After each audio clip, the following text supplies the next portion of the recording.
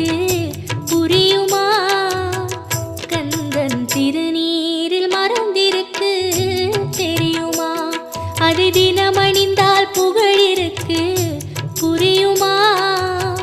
கந்தன் திருநீரில் மறந்திருக்கு தெரியுமா? நெற்றிக் கண்ணில் பிறந்தவனே தெரியுமா? அவனை சுற்றி வந்தால் பலன் இருக்கு புரியுமா? நெற்றிக் கண்ணில் பிறந்தவனே தெரியுமா? அவனை சுற்றி வந்தால் பலன்